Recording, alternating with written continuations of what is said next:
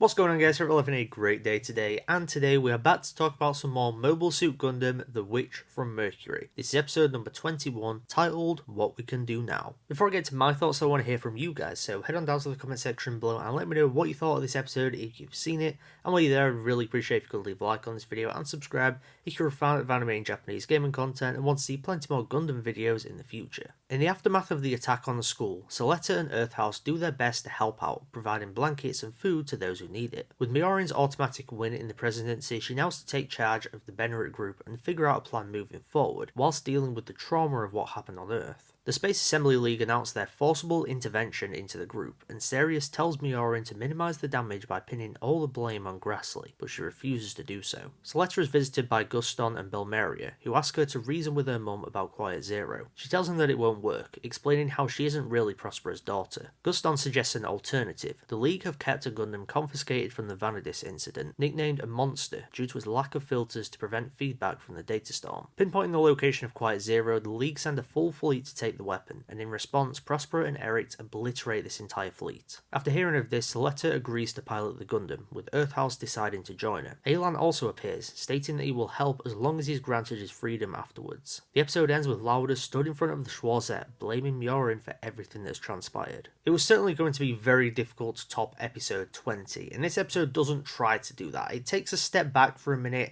and almost feels like the calm before the storm leading into the final few episodes. Similar to what we had with episode 16, where that was dealing with the aftermath of episode 14, that's basically what this episode is doing in regards to episode 20, and it's also setting the stage for what is to come next. There's a lot that I really love about this episode. First off, Miorin kind of being thrown into this position of president where realistically I don't think she ever wanted to be that, and then she's dealing with like this trauma of what happened on Earth. She's really struggling, and you see it portrayed very well in the animation, but also camera angles and camera positions. She's already shook from what happened on Earth, and then for Prospera to come in and activate Quiet Zero and destroy this entire fleet, you can tell that she is just falling apart and losing it. And there's this great shot where it's looking up at her, she's holding her head in her hands, and her hands are trembling, and you can see this fear in her eyes. I've got to say though, I just feel so sorry for Soletta. She's a character that is so full of joy and always wants to look out for people and look after them. And then you kind of hear about her talking about her mother and the fact that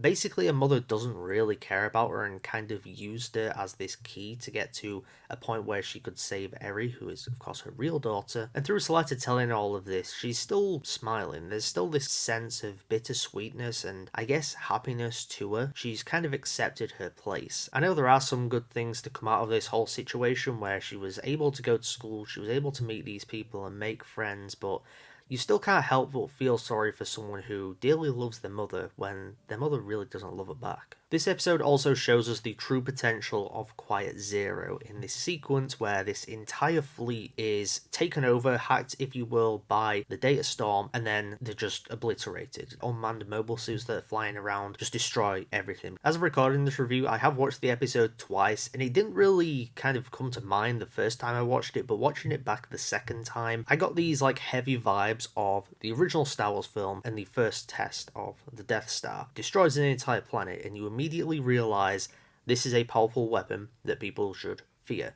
That's kind of what I felt watching this, seeing Quiet Zero and how capable this weapon is of doing a hell of a lot of damage. I must say that I'm very excited to see this brand new Gundam in action, which is called the Calibarn. Like I said, they call it the Monster, or they nickname it the Monster. The way I see it is that most Gundams kind of have this safety feature on them. Think of it as like a loaded gun, but it's got the safety lock on. What the Calibarn seems to be is that it's a fully automatic assault rifle without safety on. In other words, it's going to be a killing machine, not just in terms of taking out other mobile suits and other people, but actually probably killing the pilot. And knowing that makes me extremely worried for Soletta's fate in this series. I just have this feeling that she's going to die, and it's going to be really tragic, but she almost feels like she's accepted that. There's a part of me that expects her to die because Gundam very rarely has a truly happy ending, but at the same time, I feel like this might be the one series where it does. One last thing I do want to touch on is Lauda right at the end of this episode, and it seems like he is going to be the one piloting the schwarzette. We all had our theories about who would do it. Some people were saying Soletta, a lot of people were saying Gwell, which made the most sense, but now Lauda's going to try it. For all we know, he could be very capable of withstanding the curse. He might end up being the character that just can completely withstand it, for all we know, because we've not seen him try it yet.